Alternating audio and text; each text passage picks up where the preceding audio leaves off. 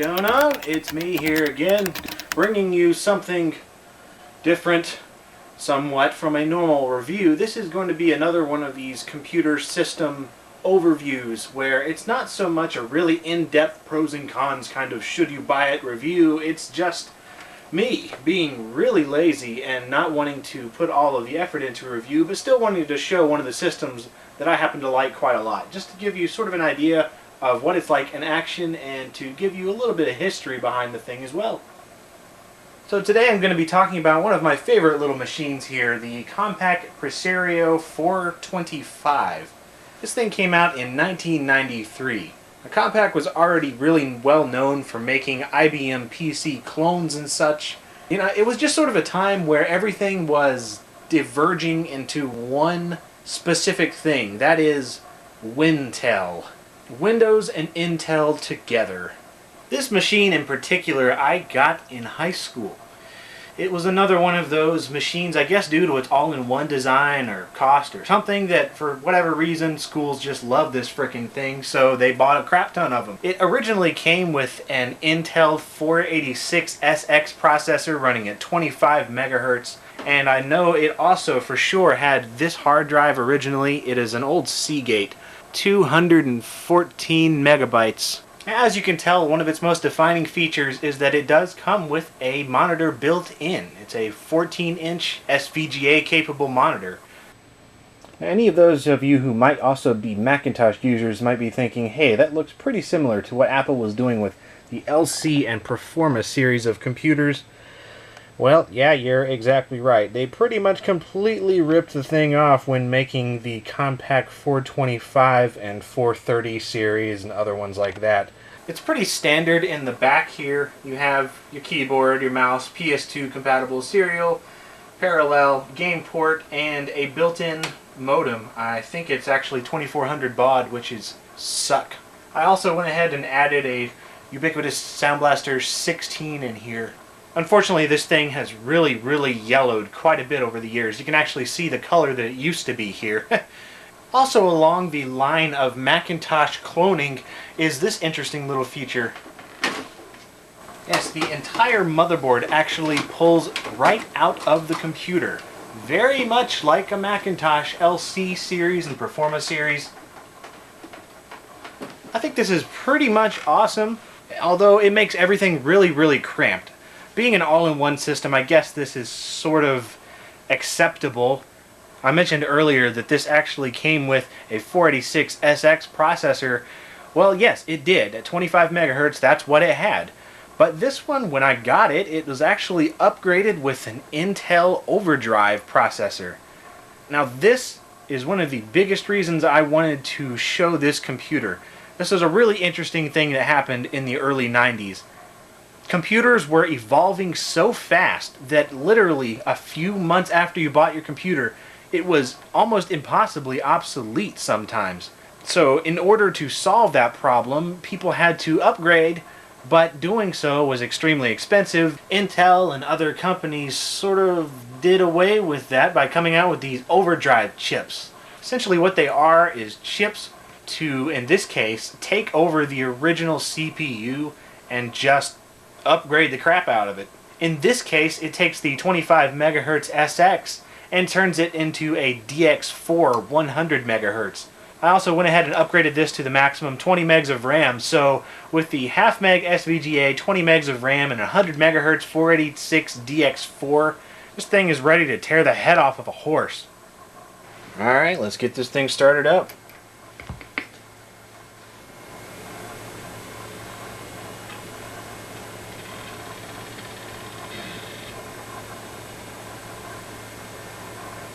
Thankfully this thing runs very quiet, unlike my 386, which sounds like a rejected Boeing. Now originally this thing did come with MS-DOS 6.0. I went ahead and upgraded it to MS-DOS 6.2 because, let's face it, 6.0 had its share of problems with applications that I'll never use. It also came with Windows 3.1 installed, so I'll go ahead and start that up here. And as you can see, it starts things up really quickly. This actually came with one of those older Logitech style PS2 mice. I love this thing. It's so nasty. And it's one of those I call a toenail clipper mouse.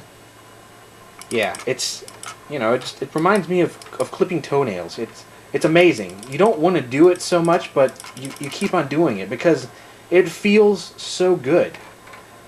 You know, it's one of those things that nobody talks about, but, you know, clipping toenails and clicking one of these mice it's darn near orgasmic. So Windows 3.1 is a vast improvement over Windows 2, and even a bit of an improvement over Windows 3.0.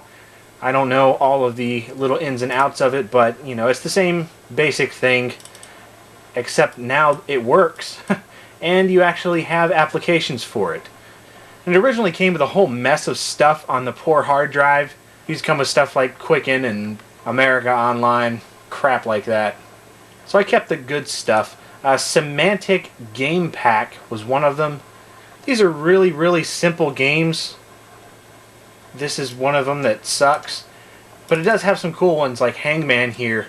There's no sound in any of these, which is a shame, because Hangman needs, like, bargaining and relentless pleading for his life. I mean, this guy is about to hang, but, you know, maybe he's already been hung. I've always wondered that about Hangman. I mean, this guy is being put back together. Maybe this guy was already, like, hacked to pieces, and then you're putting him back together, and then hanging him. That's really morbid.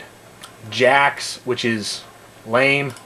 Memory Blocks, which is a simple memory game. Pickup Sticks, which is probably the stupidest idea I've ever heard of for a computer game.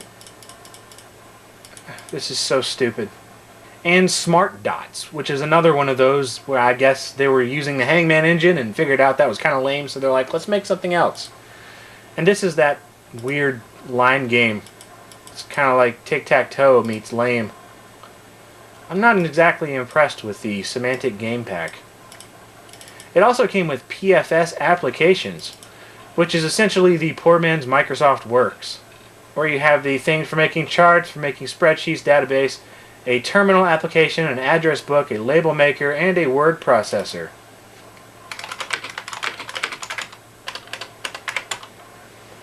Ooh, yeah, I'm processing words. But these overdrive processors, holy crap, they were freaking awesome.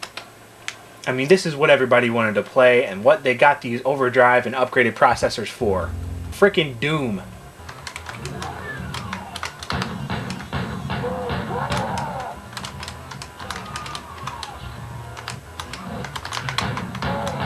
I mean, this thing could even run Duke 3D quite well.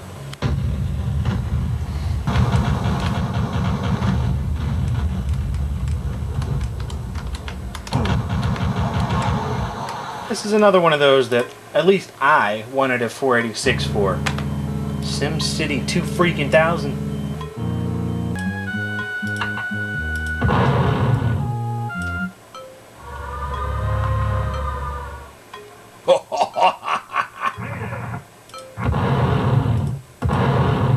Let me go ahead and turn on the 386 over here too, just to get sort of an idea and just kind of show what the difference really was between the two systems as far as speed. A great example of this is Wolfenstein 3D, and on both machines it'll run, but the 486, especially with this upgraded one, is so much freaking faster.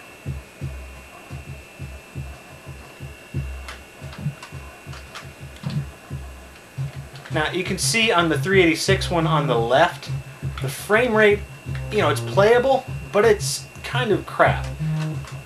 Frickin' 486 though has got the full, what is it, 70 frames per second on this thing. So it's so much better. And really just makes the game, you know, infinitely more playable. Of course, to any upside, there's always a nice, realistically negative downside.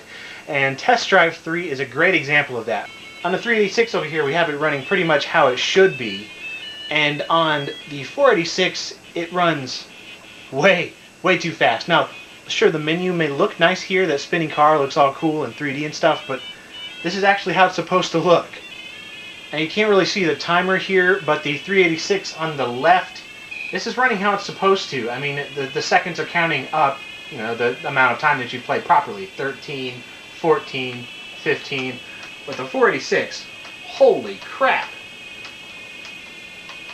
Yeah, I've just spent 30 seconds in game time doing that. Whereas this game, you know, on the 386 is playing exactly how it should, but the 486, no, you're freaking screwed. So for what it is, the 486, especially when it was upgraded to one of the higher DX versions, is an amazing chip. And it really brought in the whole multimedia PC revolution. So I think it's cool. I really like this all-in-one machine. I just wish there was some way for me to be able to play Teenage Mutant Ninja Turtles on it. But no, it's only on 5 1/4 inch, so I will stick to my 386 for that, and Test Drive 3, and other games that are significantly slow.